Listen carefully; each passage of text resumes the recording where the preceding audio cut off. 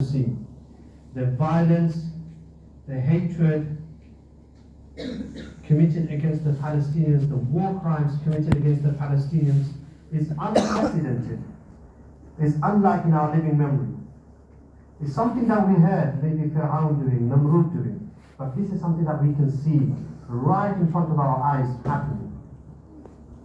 And as believers, we find it very heart-wrenching. We really feel the pain.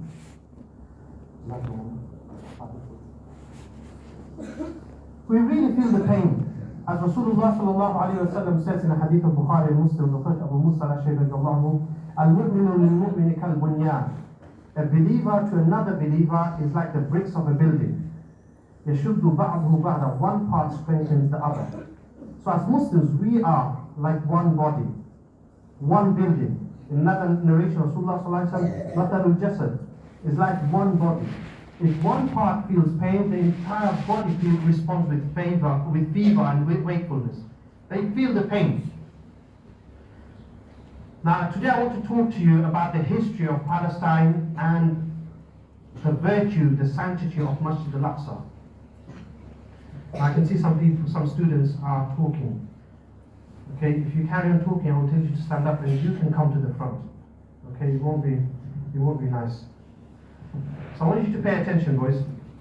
So, why is this history important? Why are we exploring about Masjid al-Aqsa?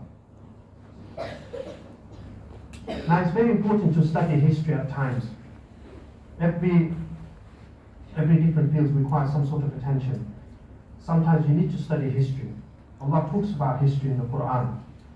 Risala is all about history, what happened to the people of the past. But anyway, the reason why I would like to talk about the history of Palestine, the virtue of Masjid al-Aqsa, for several reasons. Number one, you get to understand the virtue and the sanctity of Masjid al-Aqsa. Why is this place so valuable? Why is it so close to believers? Secondly, you will learn who occupied Palestine historically and what happened to those kingdoms, what happened to those rulerships.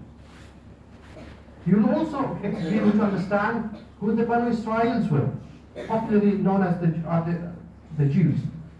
You will know who the Banu Israels were.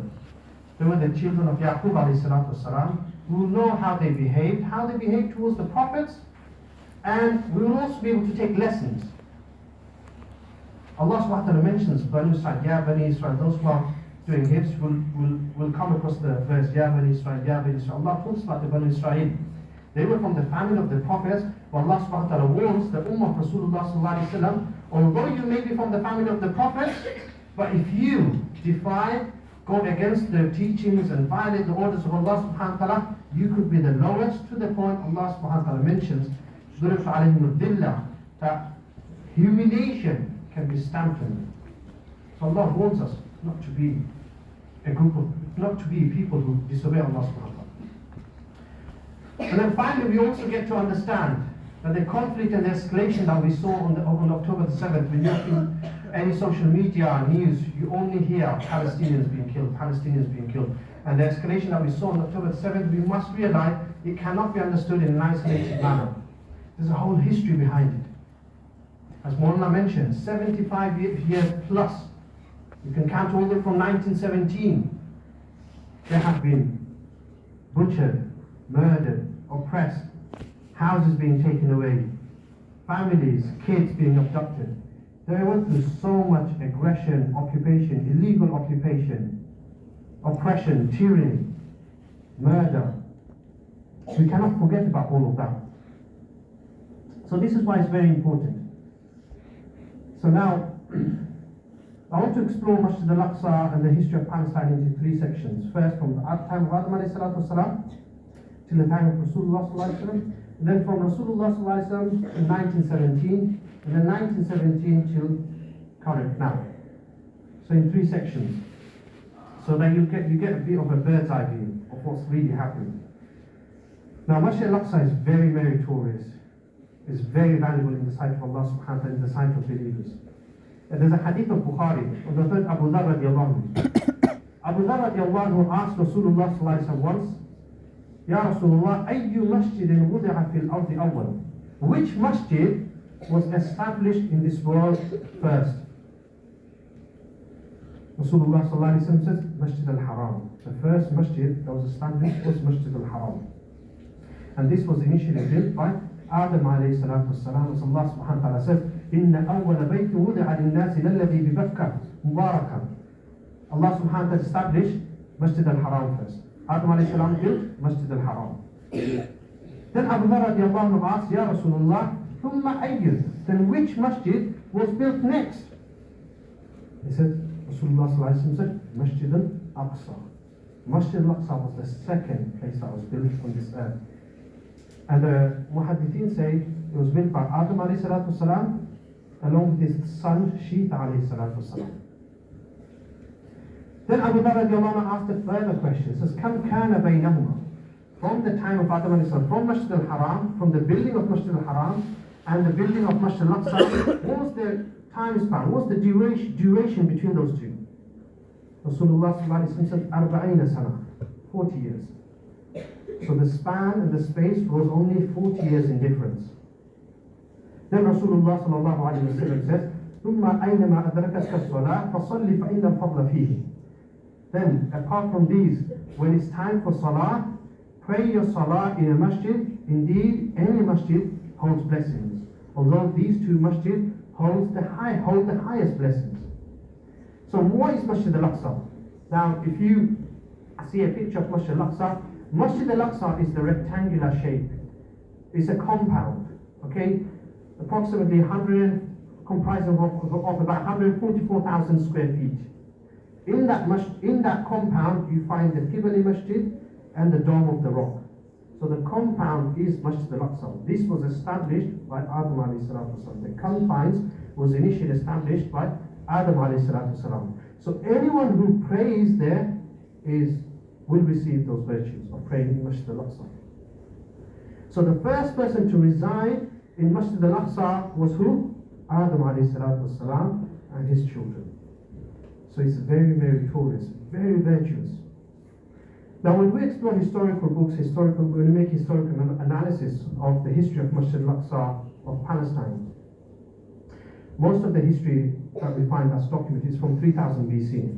3000 BC meaning before Christ, or the Common Era. Now we can trace something all the way to 10,000 BC. Now 10,000 BC, going back 10,000 BC, so 10,000 years before Isa alayhi salatu wasalam. So we're already 2,000 years into 2023 after Isa alayhi salam. So this is 10,000 BC before Isa alayhi salatu wasalam was born. The first group of people that lived in Palestine were a tribe called the Natufians. They were Arabs that resided in Palestine, in Masjid al-Aqsa. I'm just going to run through the history with you and the timeline of those people who resided in Palestine very briefly. I'm going to run and jump from centuries to centuries. So in 10,000 BC, you had the Natufians that lived in Palestine. Then 5,000 years later, 5,000 BC, you have another tribe that moved in, an Arab tribe called the Rasulians. And then 3,000 BC, you have the Canaanites. Okay, the people of Canaan, the Canaanites, who came from Syria, Egypt, Lebanon, Iraq. This was in 3000 BC. Now, when we come to 1790 BC, I'm just giving you a skeletal structure of the timeline and the history of Palestine. I'll try and focus more on the virtue of Palestine when I come to the seerah of Rasulullah sallallahu alaihi wasallam. So in 1790, you have the era of Ibrahim alayhi salatu wasalam. After Ibrahim alayhi salatu wasalam finishes building Masjid al-Haram with Ismail alayhi salatu wasalam, Allah commands Ibrahim alayhi salatu wasalam to go back to Palestine, to go back to Masjid al-Aqsa. He goes back with Ishaq alayhi salatu wasalam. He lives there. In that time was also the time of Lut alayhi salatu wasalam. Lut alayhi salatu wasalam was the nephew of Ibrahim alayhi salatu wasalam. They all resided together in Palestine. Then Allah subhanahu wa ta'ala sends a message to Lut alayhi salatu wasalam and tells Lut alayhi salam to go to a place called Sodom and Gomorrah, which is in Jordan, which is the lowest part of the earth, and to invite them towards Islam and to remind them to stop committing crimes and so on and so forth. So you had Ibrahim alayhi salatu wasalam, Ishaq alayhi salatu wasalam, Lut alayhi salam. They all came to Palestine. Palestine was very meritorious, virtuous. In particular, Masjid al-Aqsa. And then, after the death of Ibrahim alayhi salatu wasalam, after the death of Ishaq alayhi salam, they were all buried in and around Masjid al-Aqsa. You have the son of Ishaq alayhi salatu wasalam, whose name was Yaqub alayhi salatu wasalam. He was also living in Palestine. Now Yaqub alayhi salatu wasalam had 12 sons. How many sons did he have? 12 sons. Towards then I will be asking you questions, so try and concentrate, guys. He had 12 sons. So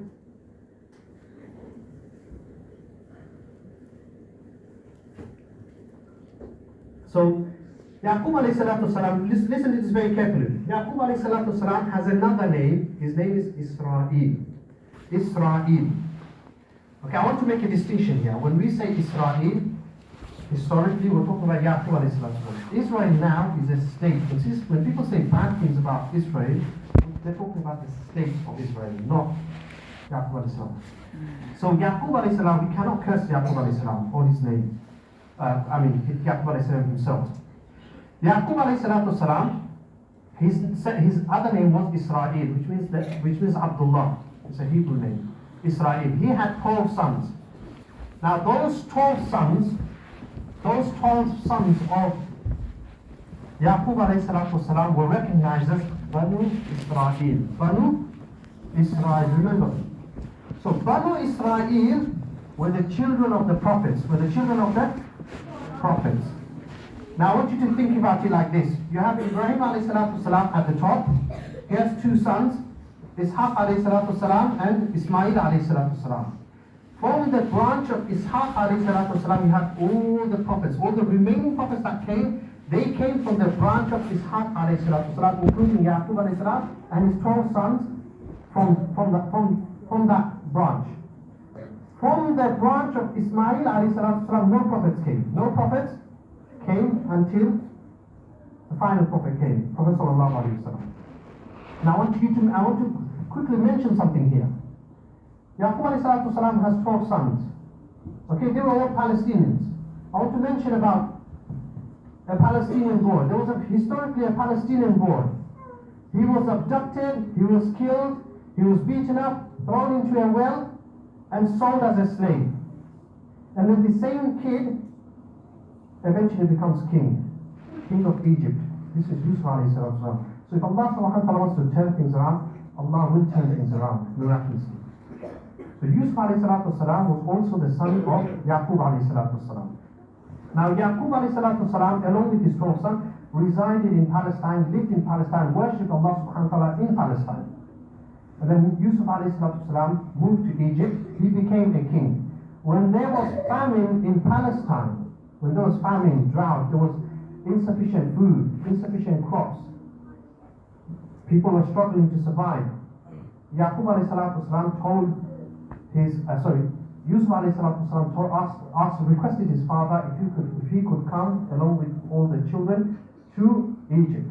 So Yaqub alayhi salam moves all the way to Egypt with his children, and he entrusts Masjid al-Aqsa to the pious people at the time.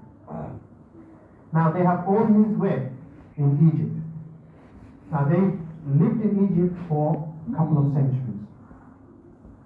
Then in the 15th century, before the actual Fir'aun, who we know as Fir'aun, before he comes, there were a few other Fir'auns. The pharaohs made the people of the Banu Israel, the children of Yaqub alayhi salam, the descendants of Yaqub alayhi salam, as slaves. They were slaves for about 3-4 centuries, from the 15th century onwards, and even prior to that. They were made slaves. For whatever reason, they did not like the people, the Banu Israel. And in actual fact, whenever they became wicked, Allah subhanahu wa ta'ala took Palestine, took Masjid al-Aqsa away from them. Whenever they played around with the laws of Allah subhanahu wa ta'ala, whenever they disobeyed Allah subhanahu wa ta'ala, Allah subhanahu wa ta'ala took the value of Palestine away from them. Allah subhanahu wa ta'ala took honor away from them. So in the 15th century BC, 1500 BC, they were made as slaves. Later on, when we come to the 12th century now, 1203, you have Allah subhanahu wa ta'ala sends Musa alayhi salatu wasalam. Who does Allah subhanahu wa ta'ala send? Sends Musa alayhi salatu wasalam to the Fir'aun. The Fir'aun that's mentioned in the Quran. Allah subhanahu wa ta'ala says, go and save the people of Banu Israel. They are from the children of the prophets and they are now enslaved. Invite Fir'aun, invite the people of Banu Israel to Islam. So Musa alayhi salatu wasalam goes, invites, Fir'aun disobeys. Eventually, Musa alayhi salatu wasalam, in one of the nights, he gathers all the people of Banu Israel and he runs away from Fir'aun. Allah subhanahu wa ta'ala orders him to travel towards Sinai. He runs away from Fir'aun, and when he comes to the Red Sea, Allah subhanahu wa ta'ala shows him the miracle. The Red Sea parts away. While Fir'aun was running after Musa alayhi salatu wasalam, the Red Sea splits into 12 different pathways for 12 different tribes, and they cross over and they are saved from Fir'aun, and Fir'aun drowns in that river. When Musa alayhi salam's tribe was saved from Fir'aun, okay, some historians say there were approximately 600,000 people at the time. So the first thing Musa alayhi salam tells his people, that you have seen a miracle. وإذ قال موسى لقوم اذكروا نعمة الله عليكم إذ جعل فيكم أنبياء وجعلكم ملوكا وآتاكم ما لم يؤت أحد من العالمين. Musa alayhi salatu tells the people of Banu Israel, do shukr to Allah subhanahu wa ta'ala, that Allah subhanahu wa ta'ala saved you from Fir'aun, saved you from centuries of enslavement.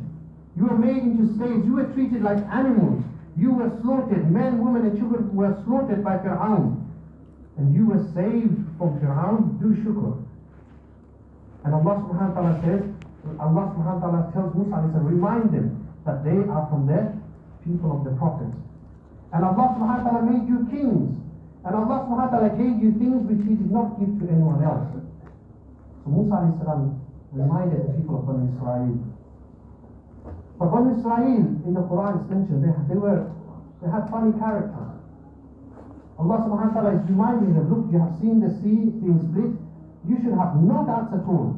Allah subhanahu wa ta'ala tells Musa alayhi salatu wasalam, tell your people, يا قوم ادخلوا الأرض المقدسة التي كتب الله لكم ولا ترتدوا على أدباركم فتنقلبوا خاسرين. Now Allah subhanahu wa ta'ala tells Musa alayhi salatu or Musa alayhi salatu wasalam, tell your people to go and enter the blessed land. Go back to Masjid al-Aqsa. So they were now in Egypt, in Sinai, those areas, and now go to Masjid al-Aqsa. They said, one of the members of Banu Israel, they get together and say, we want to see who these people are. So in Masjid al-Aqsa, there were a group of people. Remember, when prophets were not coming into a nation, people became corrupt. So Allah subhanahu wa ta'ala tells Musa alayhi salam to take Banu Israel to Masjid al-Aqsa. And when one of the Israelites, when I say Israelites, remember, they are the people of Banu Israel. One of the Israelites went to Masjid al-Aqsa, around Masjid al-Aqsa. He saw they were huge, strong people, 7 or 8 foot tall, very strong people. They came back and said, قال يا موسى إن فيها قوما جبارين. Oh Musa alayhi salam, how can we fight these people? They are huge, muscular, enormous people. We can't fight them. We can't fight them. To the point, you know what they said? And actually, Allah subhanahu wa ta'ala mentioned in the Quran, after those 600,000 people, or however many people there were only 2 people who actually stood up. And they said, look, Allah is telling us to go and fight oppression, go to Masjid al-Aqsa, and if we go there, it has been destined for us. فَإِنَّكُمْ غَالِبُونَ. You will automatically be successful. All we need to do is just enter. They were so cowardice. They lacked in bravery and fortitude that they said, no, فَاذْهَبْ أَنْتَ رَبُّكَ فَقَاتِلًا. You and your Allah go and fight. We are going to be sitting here. And Musa alayhi salam was very upset. Here you have seen the miracle of Allah subhanahu wa ta'ala, and now a prophet of Allah subhanahu wa ta'ala is in front of you and you still be defiant. Musa alayhi salatu wasalam told Allah subhanahu wa ta'ala, لا أملك إلا لنفسي وأخي. I do not have power over these people. I do not have power over the people of Banu Israel, the Banu Israel. I only have power over myself and my brother Harun alayhi salatu salam. فَقْرُبْ بَيْنَنَا وَبَيْنَ الْقَوْمِ الْفَاسِقِينَ. Or Allah separated us. We do not want to stay with these evildoers, the rebellious group of people. Then Allah subhanahu wa ta'ala became so angry with the people of Bani Israel. Allah subhanahu wa ta'ala says, قَالَ فَإِنَّهَا مُحَرَّمَةٌ عَلَيْهِمْ 40 سَنَةً يَتِيهُونَ فِي الْأَرْضِ فَلَا تَأْسَ عَلَى الْقَوْمِ الْفَاسِقِينَ. Allah subhanahu wa ta'ala says, for you now, you will be prohibited from entering Masjid al-Aqsa for 40 years minimum. يَتِيهُونَ فِي الْأَرْضِ. You will be wandering around in this world. And Allah subhanahu wa ta'ala tells Musa alayhi salam, do not be grieved over the actions of evildoers and the rebellious people. Imagine they were with the Prophet. They were still rebellious. Imagine how much of a recreant and cowardice people they were. But Musa alayhi salatu wasalam really wanted to see Masjid al-Aqsa because it's virtuous, meritorious. But he's around people who are disobedient to Allah subhanahu wa ta'ala. So Musa alayhi salatu wasalam, later on towards the end of his time, he makes dua. He says, Ya Allah, in the hadith of Bukhari, of Dr. Abu Hurairah, فَسَأَلَ اللَّهُ سُبْحَانَهُ وَتَعَالَى أَنْ يُدْنِيَهُ مِنَ الْأَرْضِ الْمُقَدَّسَةِ رَمْيَةً بِحَجَرٍ. He says, oh Allah subhanahu wa ta'ala, bring me close to Masjid al-Aqsa, even at a distance of a stone's throw. And then eventually he finds his way to Masjid al-Aqsa, and Musa alayhi salam actually passes away just outside of Jerusalem in Jericho. And Rasulullah sallallahu alayhi wasallam said, if I was here in Masjid al-Aqsa in Jerusalem now, I would be able to show you exactly the grave of Musa alayhi salam. So this was so virtuous that Musa alayhi salam is also buried. Now Musa alayhi salam had a dutiful servant called Yusha bin Nun. After about 50 years, about 1157, the Banu Israel, the Israelites, realized that they have made a big mistake. They regroup themselves, gather themselves together, and they say, we will listen to you, O Yusha. You were with us, with Musa alayhi salatu wasalam, we will listen to you. Musa alayhi salatu wasalam, and Yusha ibn Nun says, get together, we are going to go and conquer Palestine now. We are going to go and take over Masjid al-Aqsa.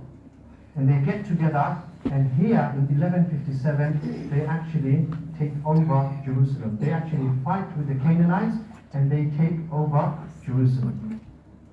Palestine, Masjid al-Aqsa, those areas. But there were people, the Canaanites were still living there in the western side. And they were still giving them problems and challenges. Later on,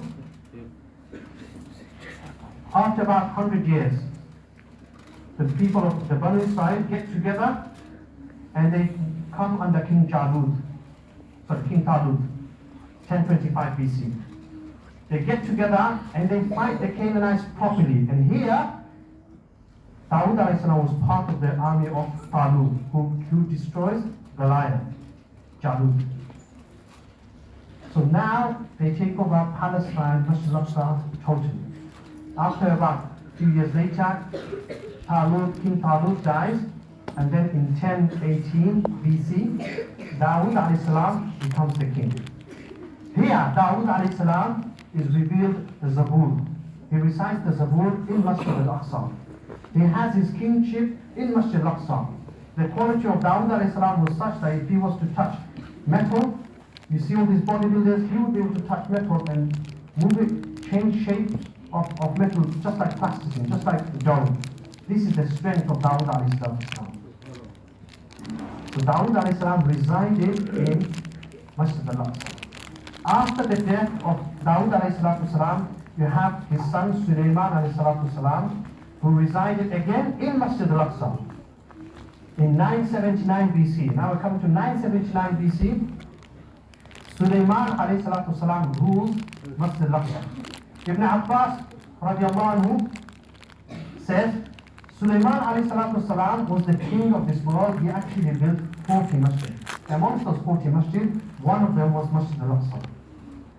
And there's an interesting hadith Rasulullah sallallahu alayhi wa sallam mentions about Sulaiman alayhi salatu salam. He says, in the hadith of Tabrani and Abdullah bin Amr ibn al-As, he says, لما فرغ سليمان عليه الصلاة والسلام من بنيان بيت المقدس سأل الله سبحانه وتعالى حكما يصادف حكمه وملكا لا ينبغي لأحد بعده ولا يصلي فيه. Rasulullah sallallahu alaihi wasallam said, after Sulaiman alayhi salam built Masjid al-Aqsa, remember after he got built for Adam alayhi salatu salam, due to different people conquering the place, sometimes it got destroyed, and this time is the second time it's being officially built by Sulaiman alayhi salatu salam. After he built Masjid al-Aqsa, he made dua to Allah subhanahu wa ta'ala. He said, he made 3 dua to Allah subhanahu wa ta'ala. He said, oh Allah, grant me judgment which will be in harmony with your judgment.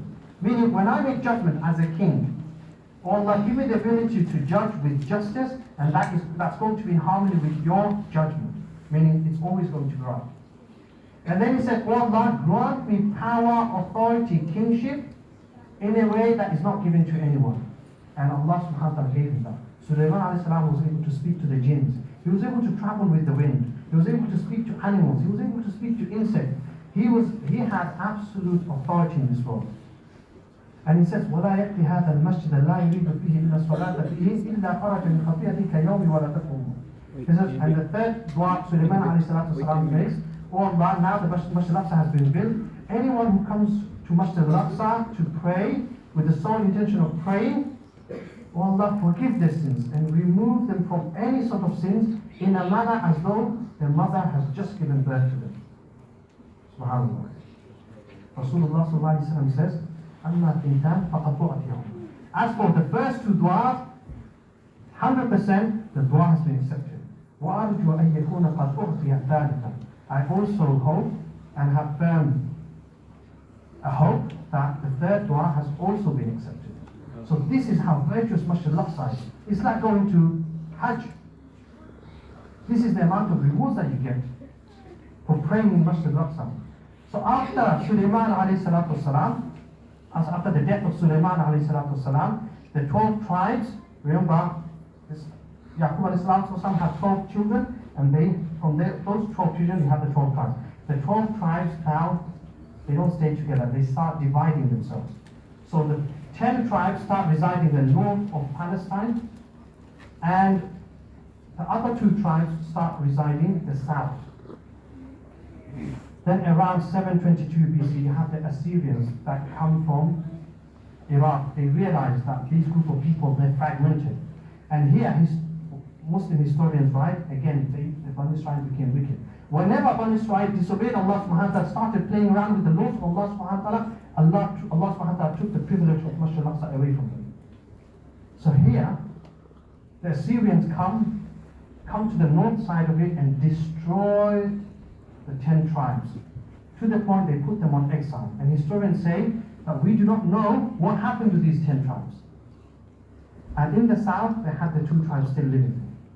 Then you have, in 580 BC, about 200 years later, again from Iraq, you have Bukhtanasar, who also ruled this world. Nebuchadnezzar in English. He takes the 2 tribes in the south, and he also destroys them, and he takes them in chains and enslaves them. He doesn't allow them to live in Masjid al-Aqsa, in Palestine anymore. He takes them all the way to Iraq, and he enslaves them. He keeps them there. That's in 580 BC. And about 20 years later, 550 BC, you have King Cyrus from Persia. He comes in and destroys Nebuchadnezzar, his kingdom, the Babylonian kingdom. He destroys that, and King Cyrus says, the Persians were generally fire worshippers. They said, no, we should allow the Jews to come back to Palestine. The Banu Israel, the Israelites, to come back.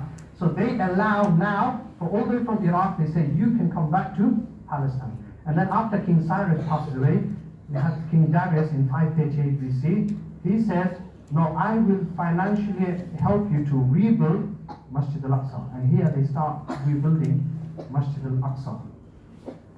So this is 538. We're now going to 2-3 centuries below. In 333 BC, you have the era of Alexander the Great. Alexander the Great moves from Greece and starts occupying towards the east. It was interesting. All the Western countries want to occupy the Middle East. So he comes towards this area, towards east, and begins to occupy he takes over Jerusalem. He dies very young. He leaves it with his generals, Seleucids and Ptolemies, who take over Palestine and Egypt.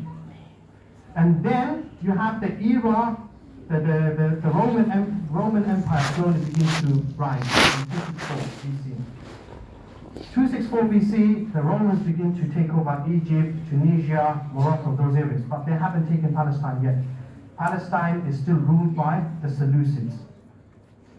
Now, in 164 BC, so we're coming slowly closer to the time of Isa alayhi salatu wasalam. 164 BC.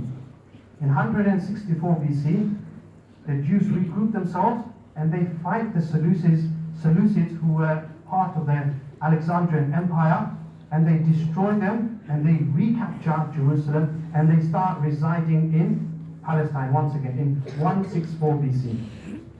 Now remember, who was slowly rising? The Roman Empire in 264 BC.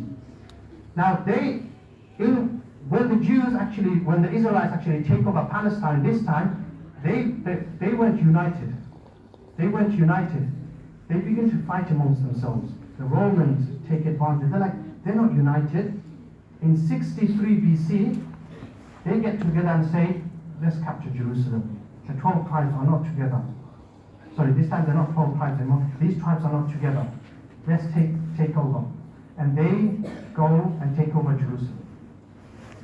They go take over Jerusalem and they destroy everything that was there at the time. But however, they allow the Jews to live. They allow the Jews to live, and they say you can still worship there. And they have some Jews to look over Jerusalem. But they were more like spies. Historically, they say they were like spies to inform to the Romans so that they do not revolt against the Romans. And this was around 37 BC. There was a leader called Herod. He took advantage of this time, of this opportunity, and he made his own little temple next to Masjid al-Aqsa, which is historically still there, but I think it's destroyed. But some remnants are there. Then you have the time. Now we're coming more towards the time of Isa alayhi salatu wasalam. Now we come to the time of Isa alayhi salam. You can say 0 BC. Isa alayhi salatu wasalam is born. Actually, before Isa alayhi salatu wasalam is born, you have the era of Zakaria alayhi salatu wasalam, Yahya alayhi salatu wasalam, Maryam alayhi salatu wasalam. They were all residing again in Masjid al-Aqsa and making dua for Allah subhanahu wa ta'ala. This is the place where Zakaria alayhi salatu wasalam made dua for his son Yahya alayhi salatu wasalam. They were all residing there. But you know what happens? The Banu Israel actually killed Yahya alayhi salatu wasalam, killed Zakaria alayhi salatu wasalam. They were prophets. They were prophets. When this happens, Allah subhanahu wa ta'ala reminds, when they start killing prophets, Allah subhanahu wa ta'ala stamped humiliation in them.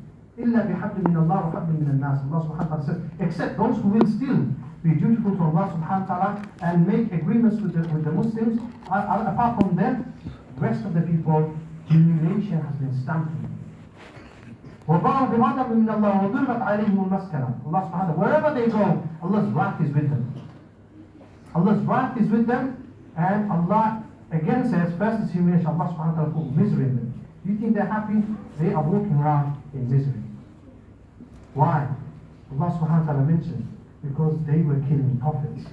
In other words, Allah says, فَرِيقٍ كَذَّبْتُ وَفَرِيقًا تَقْتُلُونَ. Some you belie, and some you come to the point of killing prophets. Imagine people from Israel, from the family of the prophet, they start killing prophets. And they tell Allah subhanahu wa ta'ala, they have the audacity, and they tell Allah subhanahu wa ta'ala, we have something in our hearts. We have some illness in our heart. Allah says, no. You have the curse of Allah subhanahu wa ta'ala in you because of your disbelief. You only believe in some things. Whenever it didn't suit them, they rejected. Whenever Allah subhanahu wa ta'ala ordered them something and they didn't like it, they start playing around with the orders of Allah subhanahu wa ta'ala. That's what Allah subhanahu wa ta'ala says, now Allah's curse and wrath is upon them. Imagine they killed prophets like Zakaria alayhi salatu wasalam, Yahya alayhi salatu wasalam. To the point, we don't believe in this, they have killed supposedly the God of the Christians as well. They get together and say, he's an impostor, we believe in Musa alayhi salatu, this person, Isa alayhi salam, he is claiming to be a prophet, let's crucify him and kill him. Allah subhanahu wa ta'ala mentions that they did not crucify him, but Allah subhanahu wa ta'ala raised him up, but nevertheless, they even killed the God of the Christians. This was their situation. But now later on, now we come to the common era after Jesus, after Isa alayhi salam. In 66 CE, the Romans, they were pagans initially. They weren't Christians because Christianity wasn't there. Now Christianity is there. They slowly, the Romans, always at the back, I can hear you talking. 2023, the common era. Thank you. Now, here, in 66 BC,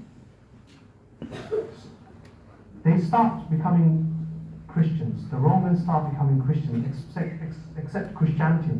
And they begin to realize, hang on a second, these Jews, the Israelites, if we're accepting Christianity, they killed our God.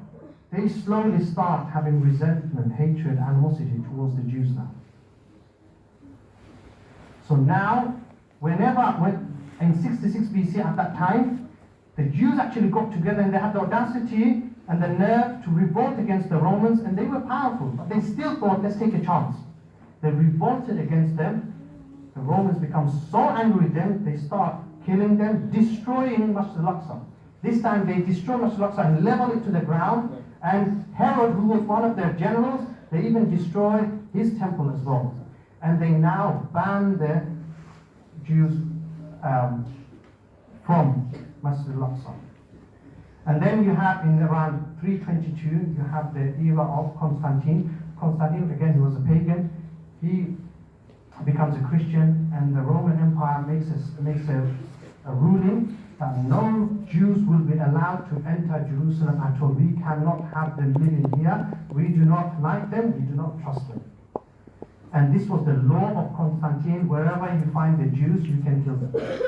This is not what the Muslims are saying. This is what the Christians are saying.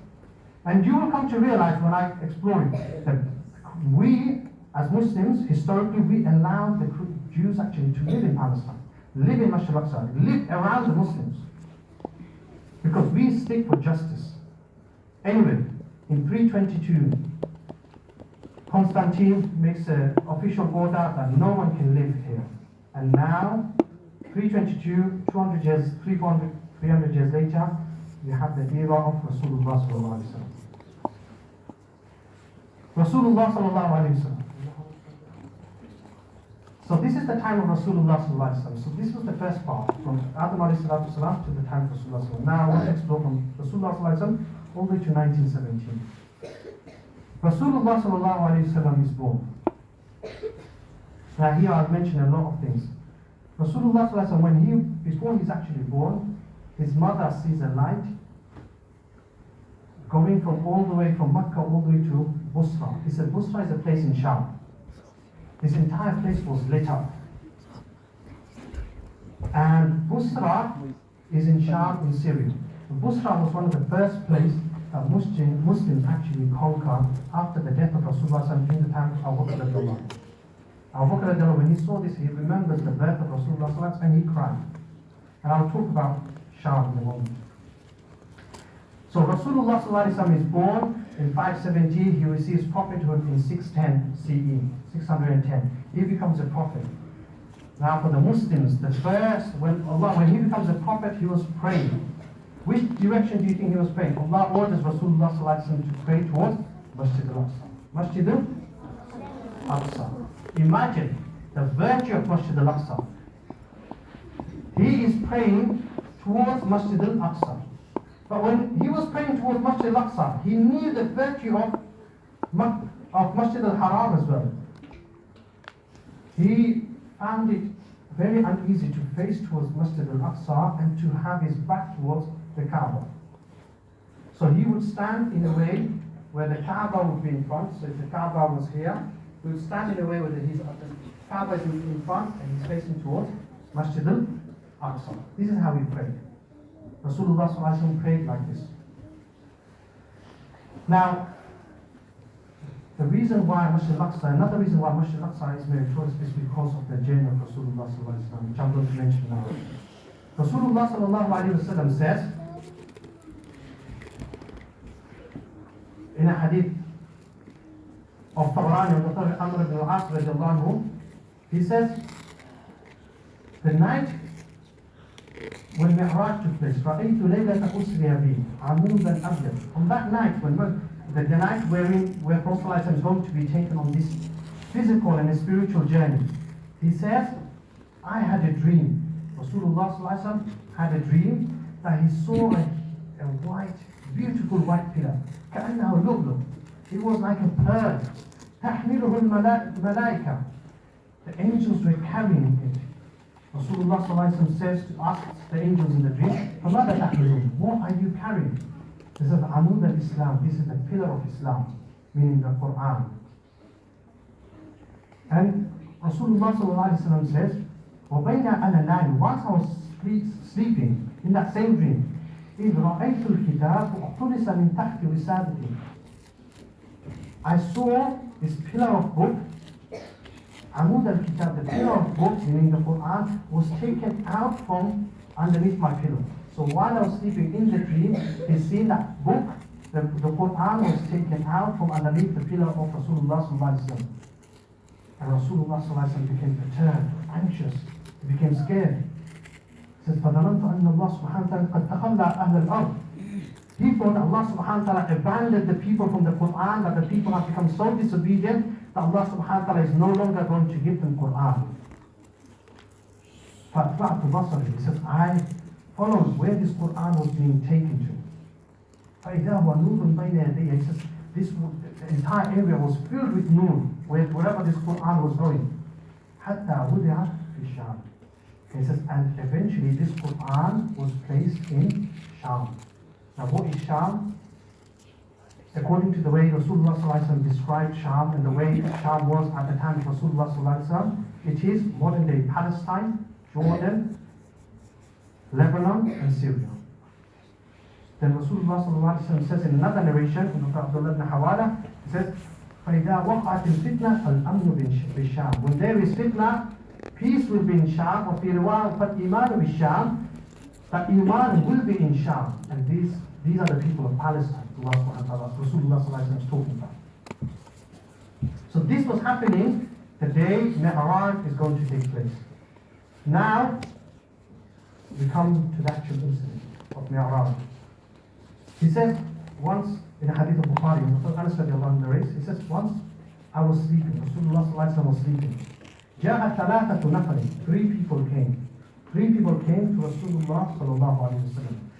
وَبَيْنَ أَنَا نَائِمٌ. Whilst I was sleeping in the hijr, around the maqam. You see the Kaaba is a little semicircle. Rasulullah sallallahu alayhi wa sallam was sleeping in the hijr. While I was sleeping there, in simple terms, for those who don't know, he was sleeping next to the Kaaba. While I was sleeping there, three people came while I was sleeping. وَتَنَامُ عَيْنُهُ وَلَا يَنَامُ قَلْبُهُ. And as for the Prophet, Rasulullah says, eyes sleep, but the hearts are awake. Subconsciously, you can tell what's going on around. It's only a miracle to the prophets. He says, وَكَذَلِكَ الْأَنْبِيَاءُ تَنَامُ أَعْيُنُهُمْ وَلَا تَنَامُ قُلُوبُهُم. And that's with all the prophets, whenever they sleep, their eyes are shut, but their hearts are constantly aware. The heart and mind is constantly aware of their surroundings.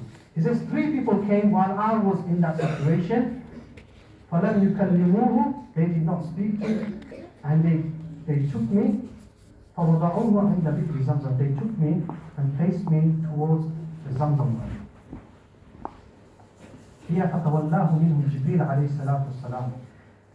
Rasulullah sallallahu alaihi wasallam says, Jibreel alayhi salam was amongst those three people. He took responsibility, and he took Rasulullah sallallahu alaihi wasallam and he split the chest of Rasulullah sallallahu alaihi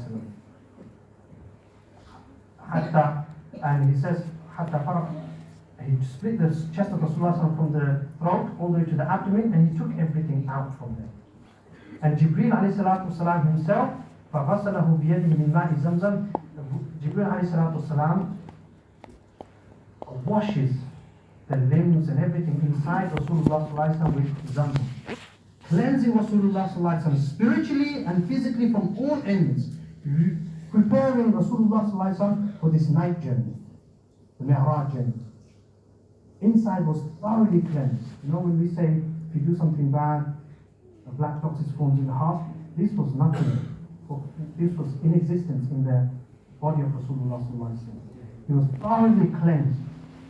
حتى أنقى جوفا, until every single limb was shining. But it wasn't enough. ثم أتي بفصل من ذهب فيه ثور من ذهب محشوا إيمانا وحكمة. Then another tray was brought before Rasulullah sallallahu alaihi wasallam in a tray made out of gold. On that tray was a bowl also made out of gold to honor Rasulullah sallallahu alaihi wasallam. And in that bowl, you know what was in that bowl? Wisdom and hikmah. Sorry, iman and wisdom was in that bowl. فحشى به صدره ولغادره. Rasulullah sallallahu alaihi wasallam, Jibreel alayhi salatu wasalam, stuffed iman and hikmah, wisdom, in the body of Rasulullah sallallahu alaihi wasallam. ثم أطلقه, then Jibreel alayhi salam sealed it. Then he was woken up for this journey. Then now his journey starts. And this is why we need to understand this was a physical journey, not just a dream or a spiritual journey. This is what Allah subhanahu wa ta'ala mentioned it. سبحان الذي أسرى بعبده ليلا من المسجد الحرام إلى المسجد الأقصى الذي باركنا حوله لنريه من آياتنا إنه سميع بصير. Glory be to Allah subhanahu wa ta'ala, who took his servant by night from Masjid al-Haram all the way to Masjid al-Aqsa, and the surroundings we have blessed. Indeed, Allah subhanahu wa ta'ala is most hearing and most seeing. Now, Mufassirin say the fact that Allah subhanahu wa ta'ala says Subhanallah, began with Subhanallah, is an indication that this was a miraculous journey. Otherwise, Allah subhanahu wa ta'ala would not be starting this verse with Subhanallah. Anyway, now Rasulullah sallallahu alayhi wa sallam is going to go to Masjid al-Aqsa. Now, Masjid al-Aqsa, once again, is a very blessed place. Allah subhanahu wa ta'ala prepared Rasulullah sallallahu alayhi wa sallam, cleansed him spiritually, physically, for that journey. Just to mention another hadith, in a hadith of Tirmidhi, on the authority of Ibn Abbas radiallahu anhu, he says, Masjid al-Aqsa is so blessed, Banatul Anbiya, Sakanatul Anbiya. The angels built Masjid al-Aqsa, the prophets built Masjid al-Aqsa, and prophets resided and occupied in Masjid al-Aqsa. He said, Wallahi ma fiha mawdi'a shibrin illa wa qasalla fihi malak, illa wa qasalla fihi nabiyyun, aw qama fihi malak. By Allah, there's not even a single inch, you could say, single inch, wherein a prophet has not prayed or an angel has not stood. This is how blessed Masjid al-Aqsa is. Now Rasulullah sallallahu alaihi wasallam is brought before Buraq. He's going to take that journey. Jibreel alayhi salam comes with Buraq. Hadith of Muslim of Anas radiallahu anhu. أوتيت بالبراق وهو دابة أبيض طويل فوق الحمار دون البقر. It says, Rasulullah sallallahu alaihi wasallam says, it's an animal. Buraq is an animal that is bigger than a donkey, smaller than a mule. Slightly taller than a donkey, but smaller than a mule. Every time it jumps and strides, it can go as far as the eye can see. So imagine the speed of the Buraq. Think about all the animals Allah subhanahu wa ta'ala created. This is just a flash. From one jump and leap, it can go as far as the eye can see. In a hadith of Musnad Ahmad, Rasulullah sallallahu alayhi wa sallam says, this Buraq was in front of Rasulullah sallallahu alayhi wa sallam, Utiya Musrajan Muljama. The saddle and the rein, all of that was prepared for Rasulullah sallallahu alayhi wa sallam. Listen to this very carefully, boys. Look at the respect of Buraq. فَاسْتَصْعَبَ عَلَيْهِ. Rasulullah sallallahu alayhi wa sallam says, the Buraq began to feel very nervous. It began to shake. Rasulullah is coming to mount the Buraq. The Buraq is feeling very shivery, very nervous, very anxious. Jibreel comes to the Buraq and he sees that the Buraq is feeling very uneasy. He says, فَقَالْ مَا يَحْمِلُكَ عَلَى هَذَا. What's causing you to, Buraq, what's causing you to feel very uneasy? The Buraq is thinking, now Rasulullah is going to mount him. SubhanAllah, a blessed person going to mount him. Jibreel reassures Buraq. He says, فَوَاللَّهِ مَا رَكِبَكَ قَطُّ أَكْرَمَ عَلَى اللَّهِ مِنْهُ. He says, oh Buraq, let me tell you something. There is no one on the face of the earth who's more honorable than the one who's going to mount you today. And this is Rasulullah. And he mounts. And then after saying this, Arafah, the Buraq begins to shake even more. And then Rasulullah sallallahu alayhi wasallam mounts the Buraq. He mounts the Buraq and he comes to Bayt al-Maqdis. When he comes to Bayt al-Maqdis, Rasulullah sallallahu alayhi wasallam says, Jibreel alayhi salatu wasalam came. When we came to Bayt al-Maqdis, Jibreel alayhi salatu wasalam came and he pointed towards a wall. He pointed towards a wall and the wall cracked and he made a ring. وَشَدَّ بِهِ الْبُرَاقِ, and there Rasulullah sallallahu alayhi wasallam tied the Buraq. Hadith of Tirmidhi. Then the authentic narration is that first Rasulullah sallallahu alayhi wasallam says, فَصَلَّيْتُ رَكْعَتَيْنِ. He went into Masjid al-Aqsa, he mounted the Buraq, he went into Masjid al-Aqsa and he prayed 2 rakat salah. After praying 2 rakat salah, فَرَفَعَتُ رَأْسِي, Rasulullah sallallahu alayhi wasallam lifts his head. Some narration says, إِلْتَفَتَ Rasulullah turned round. And this time when he turns round, he sees 124,000 prophets waiting for Rasulullah sallallahu alayhi wasallam. Subhanallah. He sees Adam alayhi salatu wasalam. He sees Musa alayhi salatu wasalam. He sees Yaqub alayhi salatu wasalam. He sees Yusuf alayhi salatu wasalam. He sees Harun alayhi salatu wasalam. He sees Sulaiman alayhi salatu wasalam. He sees Dawood alayhi salatu wasalam. He sees his grandfather Ibrahim alayhi salatu wasalam. All of these prophets are standing behind Rasulullah sallallahu alayhi wasallam. Rasulullah sallallahu alayhi wasallam was so humble. He feels very nervous. What's happening here? Rasulullah sallallahu alayhi wasallam did not want to lead salah. Hadith of Imam Nasai says, قَدَّمَنِي Jibreel alayhi salatu wasalam. Jibreel alayhi salatu wasalam took hold of me and he took me and says, O Prophet of Allah, this is your place. You are going to lead salah. So Rasulullah sallallahu alayhi wasallam is going to lead salah in front of 124,000 prophets. He says, فَأَمَّمْتُهُمْ, I led all the prophets in salah. Another narration says, وَلَا فَخَرْ, and I say this without an iota of pride. This was Rasulullah sallallahu alayhi wasallam. After leading salah, Rasulullah sallallahu alayhi wasallam is presented with 2 drinks. Laban wa khamr, milk and alcohol, intoxicants. Rasulullah sallallahu alayhi wasallam naturally goes towards, his hand goes towards milk. And Jibreel alayhi salatu wasalam says, Alhamdulillah, Alhamdulillah, الذي هداك للفطرة لو أخذت الخمر لطوت المثل. All praise belong to Allah who has guided you towards nature and something natural substance like milk. Had you chosen alcohol, your ummah would have been, your ummah would have gone astray. Inshallah, we'll stop here, inshallah. We'll continue on another day, inshallah. And we're not going to give out some of the time, inshallah. We'll continue. Assalamu alaikum.